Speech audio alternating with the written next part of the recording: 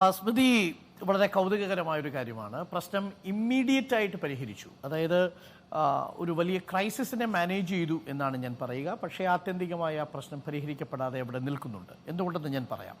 ഞാൻ ആദ്യം എങ്ങനെയാണ് ഈ പ്രശ്നം പരിഹരിച്ചത് എന്നുള്ളത് നമ്മൾ നോക്കിയാൽ, ഇന്ന് KPCC പ്രസിഡന്റും പ്രതിപക്ഷ നേതാവും ഗസ്റ്റ് ഹൗസിൽ വെച്ച് ലീഗ് പ്രതിനിധികളുമായി നടത്തിയ കൂടിക്കാഴ്ചയിൽ രണ്ടു കാര്യങ്ങളാണ് ലീഗിന് മുന്നിൽ വെച്ചത്.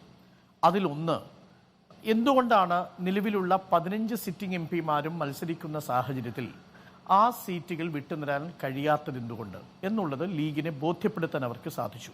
വയനാട്ടിൽ രാഹുൽ ഗാന്ധി മത്സരിക്കുമെന്ന് പരോക്ഷമായി ഒരു ഉറപ്പുകൂടി ലീഗിന് കൊടുത്തിട്ടുണ്ട് എന്നാണ് ഞാൻ മനസ്സിലാക്കുന്നത്. KPCC president K. സുധാകരനും കണ്ണൂരിൽ മത്സരിക്കും എന്ന കാര്യം ലീഗിനെ ബോധ്യപ്പെടുത്തിയപ്പോൾ നിലവിൽ MK രാഘവനെ മാറ്റിയോ, KPCC പ്രസിഡന്റിനെ മാറ്റിയോ, രാഹുൽ ഗാന്ധിയെ മാറ്റിയോ ഈ 3 സീറ്റുകളിൽ ഏതെങ്കിലും ഒന്ന് ലീഗിന് നൽകുക അസാധ്യമാണ് എന്ന വിവരം ലീഗിനെ ബോധ്യപ്പെടുത്താൻ കോൺഗ്രസ് നേതൃത്വത്തിന് കഴിഞ്ഞിട്ടുണ്ട്. എന്നാൽ രണ്ടാമത്തെ പ്രധാനപ്പെട്ട വിഷയമാണ് പരിഹാരത്തിലേക്ക് നീങ്ങിയത്. നേരത്തെ രാജ്യസഭാ സീറ്റ് വിട്ടുകൊടുക്കില്ല എന്നാണ് കോൺഗ്രസ് അറിയിച്ചിരുന്നത്. അതിനൊരു കാരണവുമുണ്ട്.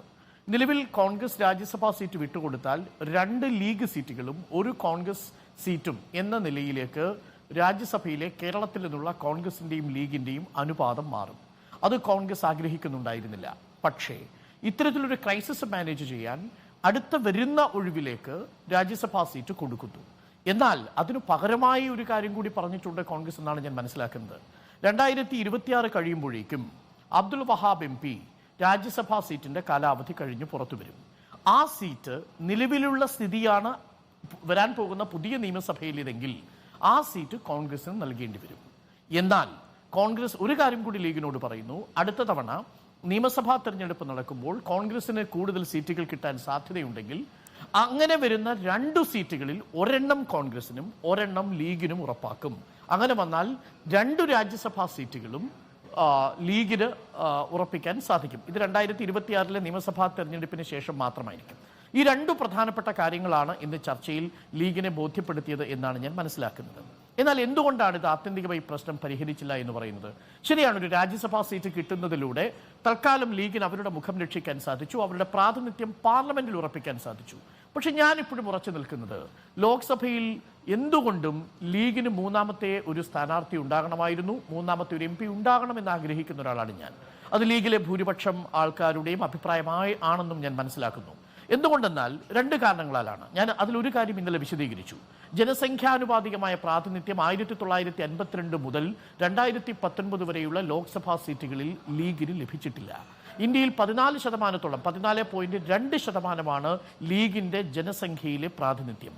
എന്നാൽ പാർലമെന്റിൽ ഒരു കാലത്തും ഇത് 10%-ന് മുകളിൽ പോയിട്ടില്ല. 1980 മാത്രമാണ് അന്ന് 50-ലധികം സീറ്റുകൾ, 50-നോടടുത്ത സീറ്റുകൾ കിട്ടുന്ന സാഹചര്യത്തിൽ മാത്രമാണ് ഏറ്റവും ഉയർന്ന പ്രാതിനിധ്യം ഉണ്ടായത്. ഇപ്പോൾ 27 മുസ്ലിം നാമധാരികൾ മാത്രമാണ് ഇന്ത്യൻ പാർലമെന്റിൽ ഉള്ളതെന്ന് മനസ്സിലാക്കൂ. അതായത് 5%-ൽ താഴെ മാത്രമാണ്. അതിൽ ഇന്ത്യൻ നാഷണൽ കോൺഗ്രസിന്റെ കോൺട്രിബ്യൂഷൻ 2 പേർ മാത്രമാണ്. അതാണ് ഞാൻ ഇന്നലെ സൂചിപ്പിച്ചത്.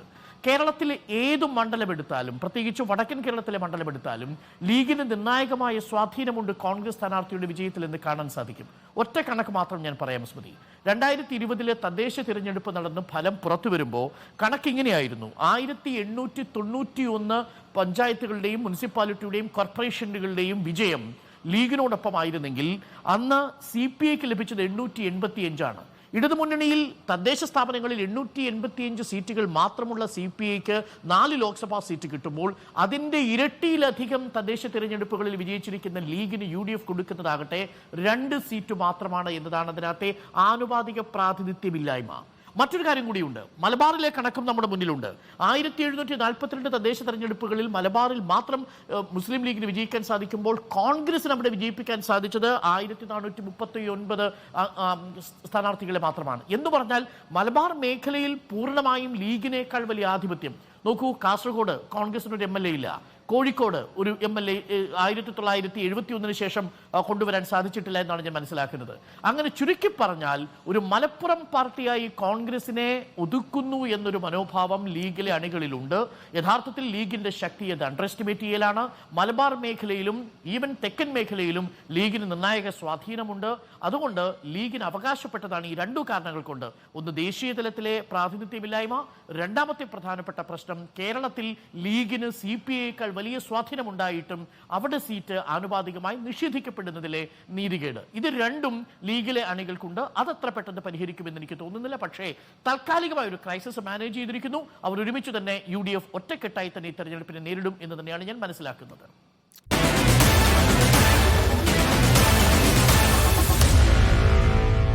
Meet the editors.